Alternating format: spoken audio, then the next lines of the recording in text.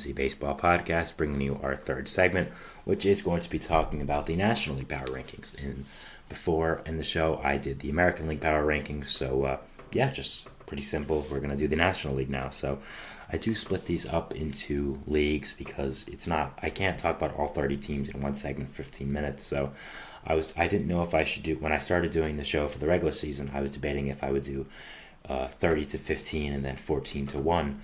But I decided instead I should just do leagues and break it up. But if you guys want one Friday to have it 30 to 15 and then 14 to 1 and just have the whole league combined, please let me know in the comments or let me know in the chat now if you want as well, if you're watching live. But yeah, those are two things I debated. I finally settled on putting it into leagues, but but let me know if you want me to change it. So we're going to go straight into the power rankings here for the National League. At number 15, it is the team we all expect, the Miami Marlins. The Marlins have just been an absolute disaster this year. I mean, geez, they've been so bad. I don't know what to say about them that hasn't been said. They've been a disaster. Their pitching's been bad. Their hitting's been bad. Their bullpen's been bad. There's not much else to say that hasn't been said about this team. They are not good at baseball right now, and they really do not have much light at the end of the tunnel. So, not a fan of the Marlins, obviously, right now, and not a fan of what they're doing. At number 14, I have the Rockies, who are also 4-15. I debated between the Rockies and Marlins, but I think the Rockies at least have some things to look out for. I think they play in cores, which helps their offense, of course, while the Marlins just have nothing. So I think the Rockies have that. Some of their pitchers have been doing decent.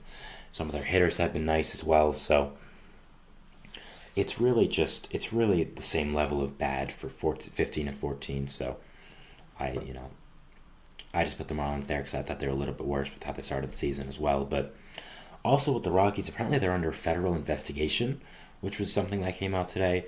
Their hitting coach, Henley Mullins, was shown flying their team plane to whatever destination they were in, and the pilot's just watching him and laughing, which was, I guess, is breaking federal rules where you just can't have a civilian fly a plane if it's no emergency, which is kind of crazy. I don't know if I'm getting the whole details of that story right, but I guess look up their hitting coach, Henley Mullins, if you want to see it. Posted that video on Instagram as well, so he kind of ratted at himself. But yeah, that's an interesting story as well. If we get more updates on that, I'll talk about that. But yeah, that was something I saw about the Rockies. So I think baseball might be the least of their worries right now if they really do get penalized for that. So we'll have to see there. But yeah.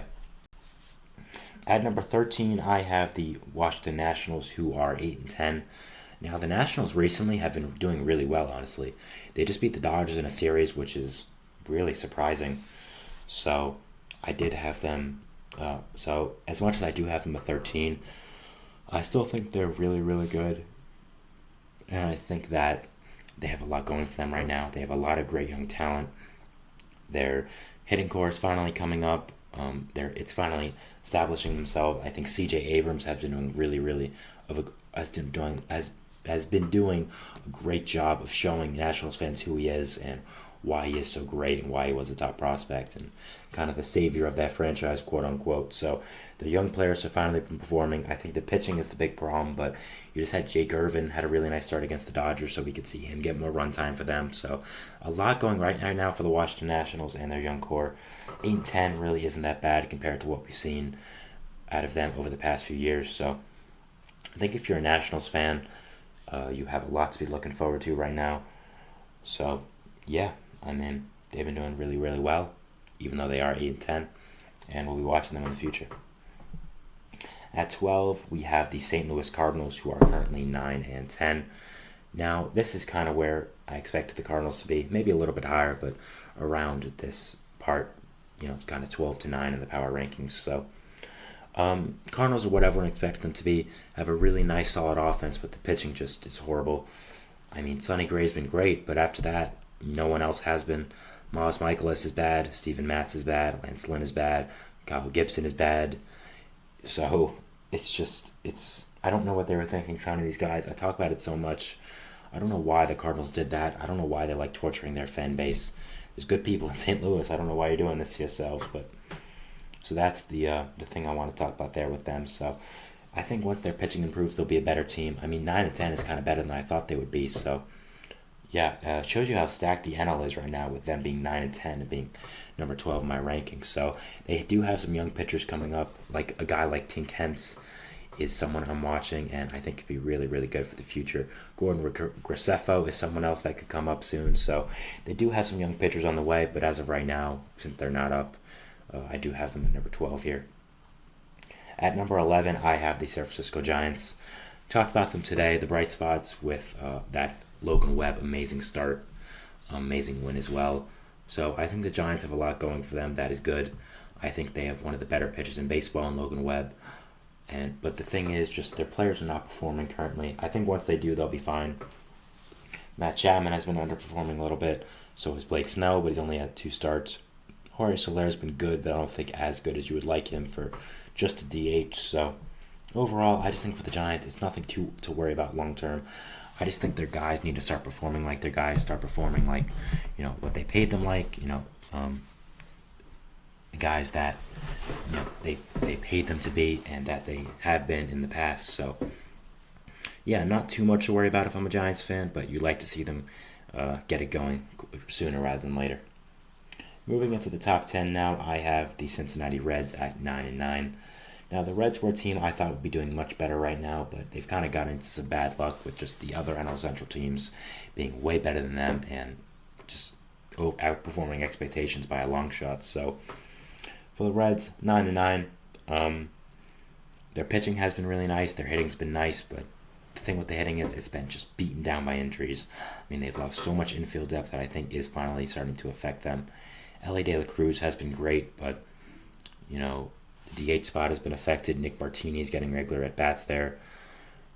You have Jonathan India playing every day again, which is obviously not something you wanted since you were trying to trade him and sign his replacement, really, and traded for his replacement multiple times. So I think the Reds have just been hit hard by the injury bug, like a lot of teams here. So I don't think they'll stay 9-9 for a little while. I think they'll be back in business and doing pretty well sooner rather than later. So yeah, that's my overall thoughts on the Reds. I still think they're a really good team, and I think they have a lot going for them. But the injury bug has hit them hard, and they need to get going. At number 9, I have the Arizona Diamondbacks, who are 9-11. Now, they are 2 games worse than the Reds. Why did I have them over them? Well, it's because I still think the Diamondbacks are still an amazing team. I have them as the 3rd team in the NL, and I don't go off of that just roster-wise. I think they are the 3rd best team in the National League, and they're getting some reinforcements as well. Like a lot of teams here, including the Reds, including the Giants, including the Reds, including the Cardinals, and the Giants, who just underperforming. I think the Diamondbacks have been hit hard by injuries. They had Eduardo Rodriguez, who had a setback with his original injury, which was supposed to be a month. Now he's going to be out for, I'd probably say a little while longer, probably a few months or so. So that was something that is a negative. But you're getting Jordan Montgomery in there soon. He's going to make it sick. He's going to make consistent starts for you guys. Starting, I think today actually is his first start, so we'll have to see about that. But yeah, I mean, I still think the Diamondbacks are a really great team. I still believe in them. I still think they're one of the better teams in the National League. So I put them at 9, but I still think they're great. And I don't think that this is indicative of their ability. It's just what's happened right now. And yeah, I'm still watching them. Yes, so actually it is Montgomery versus Snell tonight, 2 of the Boris 4, which is going to be very, very interesting. So that's something I'm definitely going to be watching. Diamondbacks and Giants, Snell versus Montgomery, so that'll be fun. So, yeah, we'll see if Montgomery can provide that spark the Diamondbacks need in that rotation.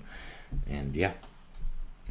At number 8, I have one of the biggest falling teams of the power rankings, which is the Pittsburgh Pirates at 11-8. Pirates got off to a really hot start, but have since come back down to earth a little bit. They got swept by the Mets, and just overall they haven't been doing that great recently. I still think they're a really great team. They've proven me wrong, definitely. Their pitching has been much better than I expected it to be. You just lost Mark Gonzalez to the 15-day IL, which is unfortunate, but you still have Martin Perez, Jared Jones, who's been absolutely phenomenal. You just saw up Quinn Priester, actually. We're not sure when he'll make his MLB debut, but that's a big calling up. Jared Jones has been phenomenal. Mitch Keller you have there, so yeah, the Pirates still have a good team. I think the pitching is the biggest key. I wasn't as high in it as I might maybe have should have been, but I think the Pirates have proven me wrong right now, and they've been really really good. So yeah, they're a team I'm watching, and yeah, even though they did fall, I still think they're a good team. It's just them going back down to earth. At number 7, I have the San Diego Padres at 11-10. Yes, they're only one game over 500, but like unlike some teams here, they played a lot of games. So, I mean, the Braves have only played 17, so they've gotten lucky with that. But the Padres are 11-10, but they just beat the Dodgers in a series, and they have a lot of great pieces right now. This thing is, they just lost Yu Darvish to injury, which is a big blow to them. So, I think the Padres are still a really great team. I still think they have a lot of pieces. I mean, of course, Dylan Cease, Michael King just had an amazing start versus the Brewers. So, Padres have a lot going for them, but only one game above 500. You just lost one of your better pitchers to the injured list in Yu Darvish. So, I think that's something else. That's something you have to take into consideration with the Padres right now. So, they're number 7 here, but they can easily get back up if they get more over 500. So, yeah. Going into the playoff teams, quote unquote, because this is the top 6, and 6 teams make the playoffs for each league. So number 6, I have the Chicago Cubs, who are 11-7. The Cubs have really surprised me. 4 games above 500 is a really, really great sign. I mean, the pitching's been on point so far. I think the hitting core has been surprisingly done well.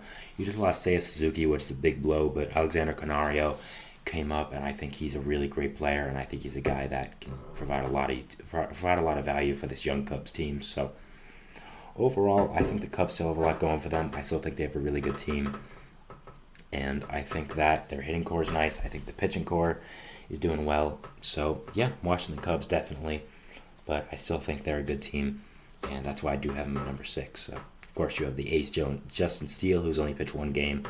You're getting him back soon as well. So a lot of things going right for the Cubs right now. Number 5, I have the Phillies, who are 8-10. The Phillies started off a little bit rough, but have since come back to their normal, amazing selves. Ranger Suarez had a great start for them. Aaron Nola's been picking it back up. Zach Wheeler's been solid. I mean, he's been Zach Wheeler. So, Phillies have had a lot of good pitching performances recently.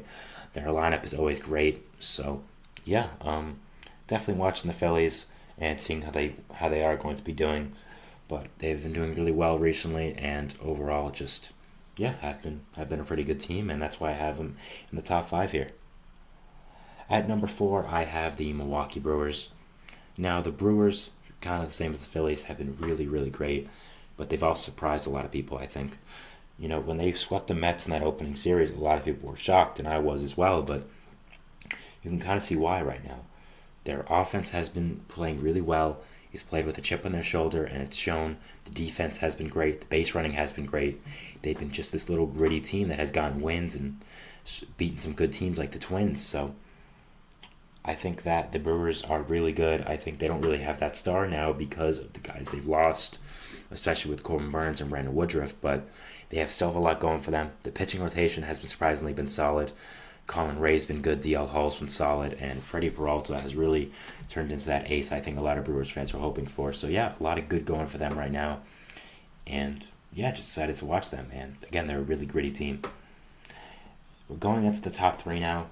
At number 3, you might call me crazy. You might say I'm biased. I don't think I am. I think this is where they deserve to be. They've proven it. At number 3 right now, I have the New York Mets. The Mets are 10-8, started 0-5, and are now has 10-3 since that, had beaten some good teams like the Royals, like the Pirates, facing the Dodgers tonight, which is their biggest test. If they can win that series, I might have to move them up to number 1. I mean, the Mets have just been absolutely amazing. Their pitching has been absolutely incredible, even without their best pitcher in Senga. The offense has been firing on all cylinders. I mean, guys like Brett Beatty, guys like Harrison Bader, who we didn't really expect anything from, have been great with the bat. Your offense has been outstanding, even with one of their better hitters in Lindor, showing absolutely nothing at the plate right now. So the Mets, I think, deserve to be at the number 3 spot. 10-3 in their last 13. Started 0-5 and are still 2 full games above 500. They've been really, really good. I think they deserve to be at this number 3 spot, and I think it's really, really fair. And if you disagree with me, let me know in the comments. But I'll talk back. I'll fight back with my opinion, and I think the Mets deserve to be at this number 3 spot right now. Man, have they been impressive these past few weeks. Number 2 and 1, we all know who it is. It's the Braves and the Dodgers. I have the Dodgers at number 2 though, and not the Braves at number 1. I was thinking about the Yankees for some reason. I don't know why. So the reason I have the Dodgers at 2 and not number 1 is they have lost three out of their last 4 series, including a pretty embarrassing one to the Nationals. So those struggles are the reason I put them at number 2. But even with losing 3 out of 4 of their last series, they're 12 and 9 still, one of the better teams in the league.